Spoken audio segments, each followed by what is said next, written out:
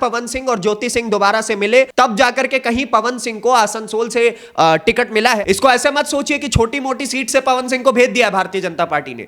बहुत बड़ी सीट है आसनसोल की। यहां पर जो टक्कर है वो पवन सिंह और हमारे ही बिहार के एक और बहुत बड़े कलाकार शॉटगन यानी कि शत्रुघ्न सिन्हा के बीच में होने वाली है। दोनों ही बिहार से आते हैं, लेकिन चुनाव बंगाल में जाकर के लड़ रहे हैं। 16 लाख की जनसंख्या यहां पर वोट करती है हर बार लोकसभा चुनाव में, जिसमें से करीब 60% वोटर्स बंगाली नहीं है। जबकि ये सीट बंगाल में आती है, वो झारखंड से आते हैं या बिहार से आते हैं। तो इसी नजरिए से यहां पर आप किसी भी पार्टी को देखेंगे तो वो बिहार के लोगों को अधिकतर चुनाव में उतारती है। लागल लागल झुलनिया के धक्का और पवन सिंह आसनसोल पहुंचे। देखिए, पवन सिंह के आसनसोल में टिकट मिलने की बहुत ज्यादा उम्मीदें लगाई जा रही थी, लेकिन आज ये न्यूज 100% कंफर्म हो गई जब भारतीय जनता पार्टी के दिल्ली दफ्तर में खड़े होकर के वहां पर बड़े बड़े नेताओं ने पवन सिंह की टिकट की कंफर्मेशन दे दी और पहली उम्मीदवारों की सूची में ही पवन सिंह को आसनसोल से लोकसभा चुनाव के लिए अपना प्रत्याशी भारतीय जनता पार्टी ने चुन लिया। लेकिन अब इसमें बहुत सारे सवाल आपके मन में होंगे कि भाई साहब, आसनसोल सीट है कहां पे, आसनसोल सीट के बारे में खास बातें क्या है, आसनसोल से ही क्यों पवन सिंह को टिकट मिली, वहां पे जो विपक्ष के उम्मीदवार है वो कौन है, उसका इतिहास क्या है, यह सब कुछ इस वीडियो में आपको जानने के लिए मिलेगा। तो आइए इस वीडियो की शुरुआत करते हैं। नमस्ते, मेरा नाम नीतीश ठाकुर है। एक बार फिर आप खबरें भारत देखना शुरू कर चुके हैं।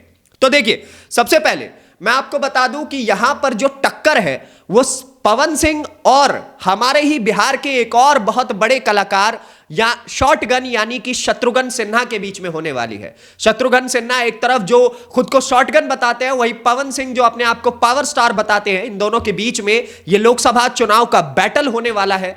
दोनों ही बिहार से आते हैं, लेकिन चुनाव बंगाल में जाकर के लड़ रहे हैं। और आसनसोल सीट से क्यों पवन सिंह को टिकट मिला? क्योंकि जिस सीट से वो टिकट चाहते थे वहां पे पहले ही भारतीय जनता पार्टी के बहुत बड़े बड़े कद्दावर नेता हैं। लेकिन आसनसोल एक ऐसी सीट थी जहां पर भारतीय जनता पार्टी के पास एक बहुत अच्छा चेहरा नहीं था, तो पवन सिंह को वहां पर चेहरा बनाया गया और वहां पे प्रस्तुत किया जा रहा है।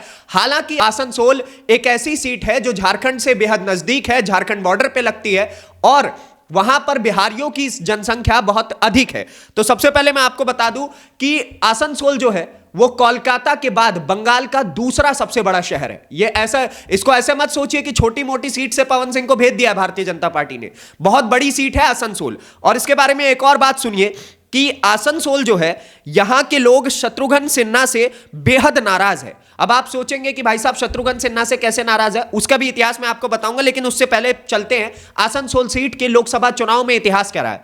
2014 में जब से नरेंद्र मोदी की सरकार बनी तो आसनसोल में बाबुल सुप्रियो नाम के नेता भारतीय जनता पार्टी से वहां पर उन्होंने पहली बार लोकसभा चुनाव जीता 2014 में। उसके बाद 2019 में दूसरी बार वहां से भारतीय जनता पार्टी के नेता दोबारा से बाबुल सुप्रियो ही वहां से सांसद बने।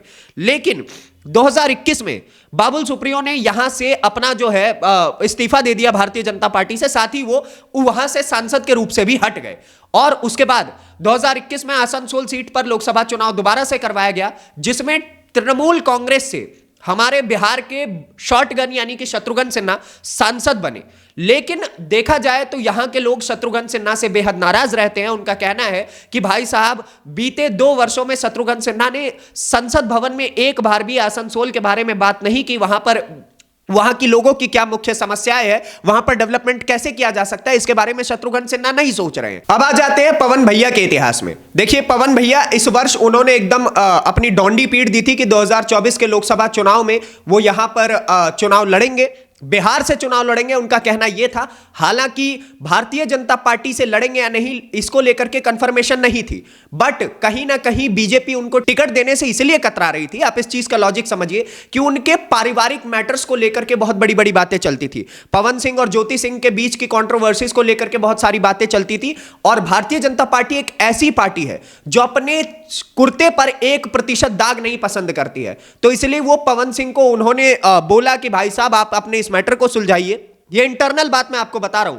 और उसके बाद पवन सिंह और ज्योति सिंह दोबारा से मिले और ठीक अभी 1 महीने के भीतर में ही इन दोनों का दोबारा से पैचअप हुआ, तब जाकर के कहीं पवन सिंह को आसनसोल से टिकट मिला है। आसनसोल के बारे में एक खास बात आपको यह भी जाननी चाहिए कि वहां पर कोयला जो है वो बहुत भारी मात्रा में पाया जाता है। कोयला और स्टील दोनों ही बहुत भारी मात्रा में पाया जाता है, इसलिए वहां पर औद्योगिकीकरण बेहद ज्यादा होता है। साथ ही आप आसनसोल के बारे में एक खास बात यह भी जानिए कि आसनसोल भारत के उन 11 डिस्ट्रिक्ट में से है, उन 11 जिलों में से है जहां पर डेवलपमेंट जो है वो बहुत ज्यादा हो रहा है और आसनसोल इसलिए भारत में बहुत ज्यादा कंट्रीब्यूशन भी देता है। तो आसनसोल कोई हल्की सीट नहीं है, पहले आपको यह समझना चाहिए। दूसरी चीज, यहां पर आप देखेंगे तो करीब 16 लाख वोटर्स हैं, 16 लाख की जनसंख्या यहां पर वोट करती है हर बार लोकसभा चुनाव में, जिसमें से करीब 60% वोटर्स बंगाली नहीं है, जबकि ये सीट बंगाल में आती है, वो झारखंड से आते हैं या बिहार से आते हैं।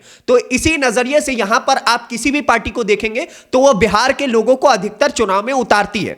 आगे की बात आप सुनिए कि करीब 65 करोड़ रुपए का नेटवर्थ पवन सिंह होल्ड करते हैं।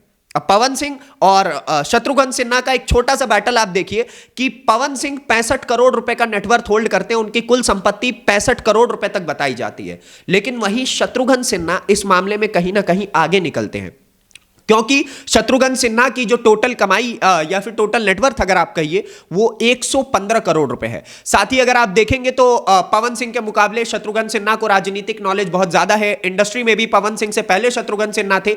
बट जब पवन सिंह से इसको लेकर के सवाल किया गया कि आपको उनके विपक्ष में चुनाव में उतारा गया, उनके खिलाफ आपको चुनाव लड़ने के लिए भेजा गया, तो उन्होंने कहा कि वो मेरे बड़े हैं, मैं उनके बारे में कुछ खास टीका टिप्पणी नहीं करना चाहता हूं। हालांकि उन्होंने आसनसोल की जनता को यह विश्वास दिलाया कि 2024 के चुनाव में अगर वो जीतते हैं और उनको अगर भारी मतों से उतना प्रेम मिलता है तो वो आसनसोल की जनता के लिए बहुत कुछ बड़ा करके दिखाने वाले हैं। वो बिहार के बेटे हैं और उतने ही बंगाल के बेटे हैं, और साथ ही उन्होंने कहा कि उनका जन्म भी बंगाल में हुआ है और इसलिए वो बेहद खुश हैं। उनके पिताजी कोलकाता में नौकरी किया करते थे। तो ऐसी बात नहीं है कि भाई साहब आसनसोल से पवन सिंह का जुड़ाव नहीं है या फिर बंगाल से पवन सिंह का जुड़ाव नहीं है।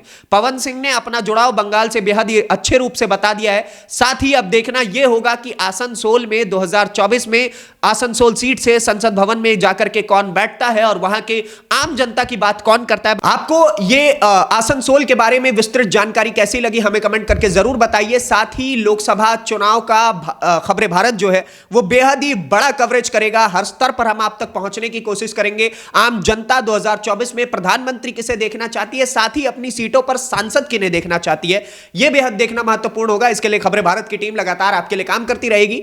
आपको हमें भरपूर प्रेम देना है जैसा अभी तक आप देते हुए आए हैं, तो इसलिए हमारे YouTube चैनल को सब्सक्राइब कीजिए, Facebook पेज को फॉलो कीजिए। अगली वीडियो में आपसे फिर से मुलाकात होगी, तब तक के लिए दीजिए इजाजत। धन्यवाद, नमस्कार, जय हिंद, जय बिहार, जय बंगाल।